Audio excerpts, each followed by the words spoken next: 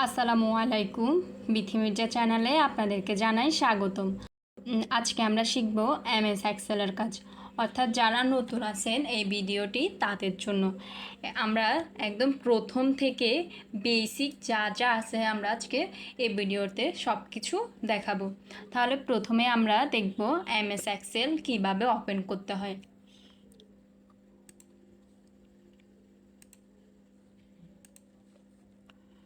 আমরা চারভাবে MS এক্সেলটি open করতে পারি। তো আমরা দেখব কি চারভাবে কিভাবে করব। প্রথমে আমরা স্টার্ট বাটনে চলে যাব। স্টার্ট বাটন থেকে আমরা চলে আসব মাইক্রোসফট অফিসে। এই যে মাইক্রোসফট অফিস 2013, অর্থাৎ আমি এক্সেলে যে কাজটা করব এটা হচ্ছে যে 2013 ভার্সন। তারপর আমি এই যে এই চিহ্ন যেটা দেখা যাচ্ছে এটাতে আমি ক্লিক করব। ক্লিক করে আমি এই যে দেখেন এখানে এক্সেল 2013 লেখা, এটার উপরে মাউস দিয়ে ক্লিক করব, তাহলে আমার এক্সেলটি ওপেন হবে। এই যে দেখেন আমার এক্সেলটি চলে আসছে। তা আমি এখান থেকে ব্ল্যাঙ্ক ওয়ার্কবুক নিয়ে ওপেন করতে পারবো। এবার দেখব অন্য পদ্ধতিতে। সেটার জন্য হচ্ছে যে আমি জাস্ট এই সার্চ বারে যাব। সার্চ বারে গিয়ে আমি এক্সেল লিখলে আমার এক্সেলটি চলে আসবে। এই যে দেখেন চলে আসছে।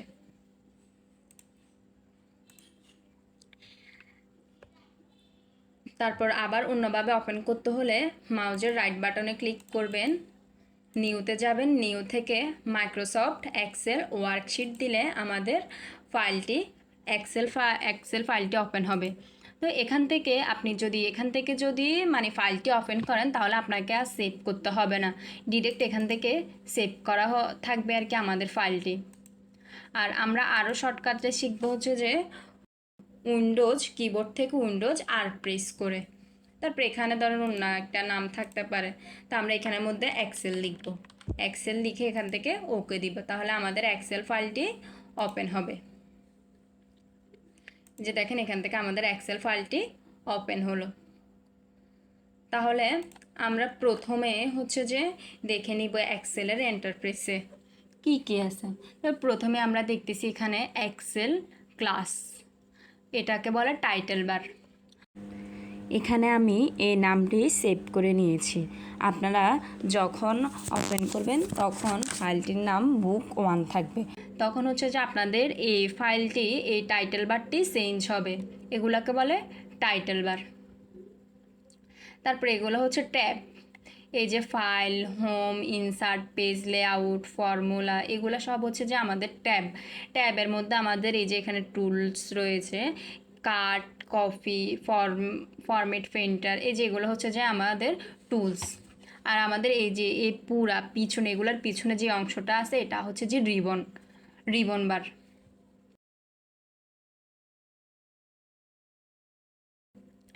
আর এই যে ক্লিপবোর্ড, ফন্ট, অ্যালাইনমেন্ট, নাম্বার, এগুলো হচ্ছে গ্রুপ এই সবগুলো একটা গ্রুপের অধীনে সাজিয়ে রেখেছে আর কি। তারপর হচ্ছে যে আমরা এই যে যদি এই চিহ্নটার মধ্যে ক্লিক করি আমাদের ডায়লগ বক্সটি ওপেন হবে। এই যে দেখেন এটা হচ্ছে যে আমাদের ডায়লগ বক্স। এই যে অ্যালাইনমেন্টের এখানে এসে জাস্ট আপনি যদি ক্লিক করেন দেখেন আমাদের ডায়লগ বক্সটি ওপেন হবে। এরপর হচ্ছে যে এখানে দেখেন এটা হচ্ছে ক্লোজ বাটন, অর্থাৎ এই বাটনটা দিয়ে যদি আমি ক্লোজ করি তাহলে আমার পুরো এক্সেলটা ক্লোজ হয়ে যাবে, আবার আমাকে নতুন করে এক্সেল ফাইলটি ওপেন করতে হবে। তারপর এটা হচ্ছে যে ম্যাক্সিমাইজ বা রিস্টোর বাটন, অর্থাৎ আমি যদি এখানে ক্লিক করি তাহলে আমার এই মানে এক্সেলের যে শিটটি আছে এটা ছোট হয়ে যাবে। এই যে দেখেন এই যে এটা এভাবে আসবে আর কি ছোট হয়ে।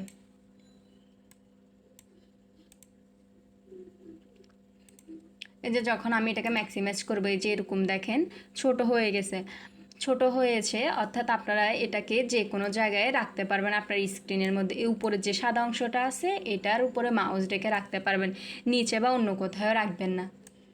আর এটাকে যদি বড় করতে হয় এই যে দেখেন এভাবে করে বড় করবেন, এই তীর চিহ্ন যেটা সেটা দিয়ে আপনারা বড় করতে পারবেন। আর আমরা যদি পুরো স্ক্রিন নিয়ে রাখতে চাই তাহলে আবার আমরা এই যে এখান থেকে ম্যাক্সিমাইজ বাটনে ক্লিক করলে এটি পুরো স্ক্রিন সহ চলে আসবে।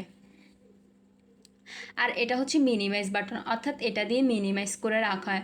ধরুন আমি অন্য একটা ফাইলে ঢুকতে চাচ্ছি, এটা আমি মানে একেবারে ক্লোজ করব না, তাহলে আমি এটাকে মিনিমাইজ করে রাখবো।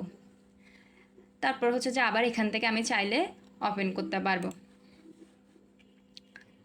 তারপর এই যে এখানে যে এগুলা দেখতেছেন এগুলো হচ্ছে কুইক অ্যাক্সেস টুলবার, অর্থাৎ এই যে দেখেন এখান থেকে অনেকগুলো টুল দেওয়া আছে। এই যে এখান থেকে ধরেন আমি আন্ডোটা ওপেন করতে চাচ্ছি, এখান থেকে সহজে এই যে আন্ডো বাটনটা চলে আসছে, এখান থেকে ওপেন করতে পারবো। তো এটা আপনাদের অনেক সময় উপরে এই যে উপরের অংশটাতে থাকতে পারে। তো আমার এটা হচ্ছে যে শো অ্যাবভ দ্য রিবন দিলে এই যে দেখেন উপরে চলে আসছে। আপনারা চাইলে এই যেগুলা বিলো দিলে নিচে চলে আসবে, অর্থাৎ এভাবে করে আপনারা করতে পারবেন। এরপর আসি এই যে এখানে এটা ফাইলে চলে যাব, ফাইল ট্যাব থেকে এই যে দেখেন এখানে নিউ দেওয়া আছে, ওপেন দেওয়া আছে, সেভ দেওয়া আছে।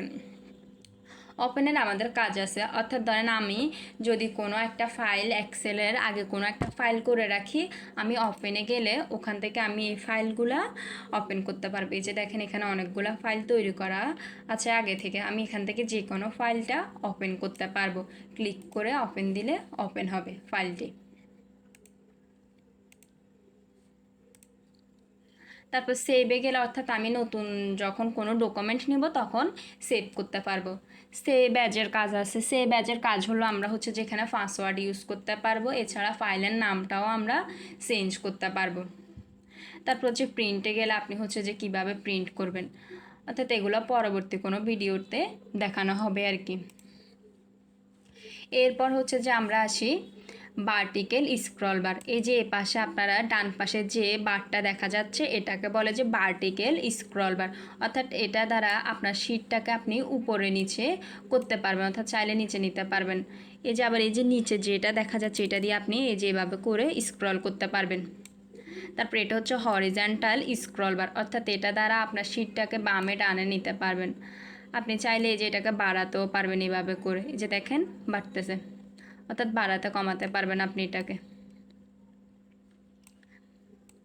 যেভাবে করে। এটা উপরে ডান পাশে যেটা আছে এটা হচ্ছে হরিজন্টাল ভার্টিক্যাল স্ক্রল বার, আর নিচে যেটা আছে এটা হচ্ছে হরিজন্টাল স্ক্রল বার। এই যে নিচে যেটা দেখা যাচ্ছে এটা হচ্ছে স্ট্যাটাস বার। এরপর আসি আমরা এই যে এটার মধ্যে দেখেন এটাকে বলে নেম বক্স। এই যে যেটা দেখা যাচ্ছে এটা হচ্ছে নেম বক্স, অর্থাৎ কলাম এবং রো এর নাম এটা। যেমন বি, এই যে আমি এই সেলটা যে সেলটা সিলেক্ট করে রাখছি এটা হচ্ছে বি, আর কলাম হচ্ছে বি আর রো হচ্ছে যে 5, তো এটার নাম হচ্ছে B5। আমাদের কলাম এবং রো এর সংখ্যা এক্সেলে অনেক বেশি, তো আমরা কিভাবে রো এবং কলামের সংখ্যা বের করব। এই যে এখানে যেটা দেখা যাচ্ছে এটা দিয়ে যদি আমি সিলেক্ট করি, এটাতে যদি আমি মাউস দিয়ে ক্লিক করি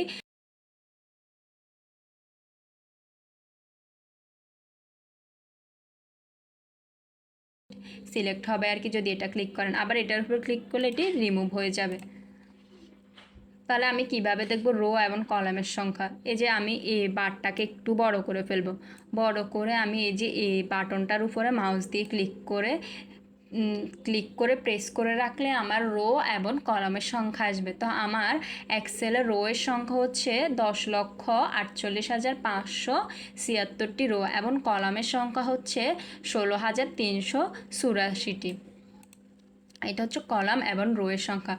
অর্থাৎ ধরেন আমি একদম নিচের রোতে নিচের কলামে যেতে চাচ্ছি, তাহলে এটা আমি কিভাবে যাব। জাস্ট প্রথম কলামে আমি মাউজের কার্সারটা রেখে কিবোর্ড থেকে কন্ট্রোল অ্যারো বাটনে ক্লিক করলে একদম আমাকে নিচের রোতে নিয়ে আসবে। এই যে দেখেন একদম শেষের রোতে আমাকে নিয়ে আসছে, অর্থাৎ শেষের কলাম বা কলামে নিয়ে আসছে আর কি। এখন আমি যদি একদম রোতে যেতে চাই, শেষের রোতে যেতে চাই, তাহলে আমি কিবোর্ড থেকে কন্ট্রোল রাইট অ্যারোটা ক্লিক করব।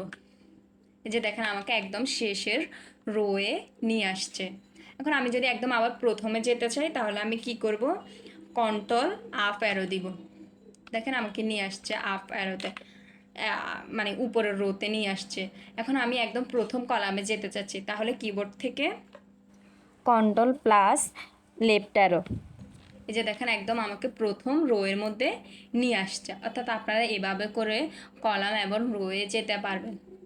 এরপর আসবে আমাদের শিট। এই যে এগুলো হচ্ছে যে এক একটা শিট।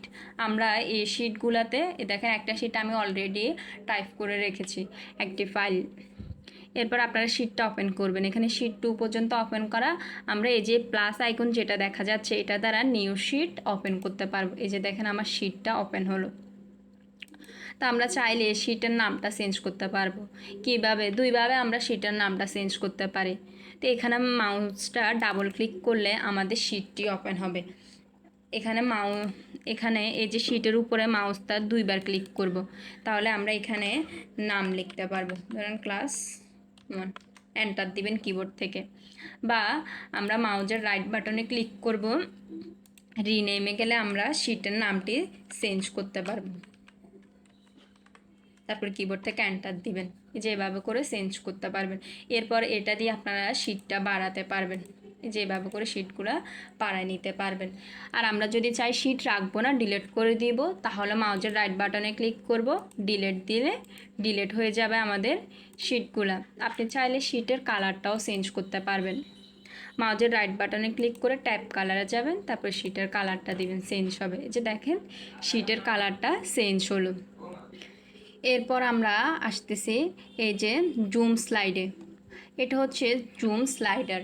তাহলে আমরা আমাদের এক্সেলে সর্বোচ্চ জুম হচ্ছে 400, যেটা দ্বারা আমরা জুম করতে পারবো, বড় ছোট করে নিতে পারবো। ওয়ার্ডে এক্সেলে সর্বোচ্চ জুম হচ্ছে 400 আর সর্বনিম্ন জুম হচ্ছে 10।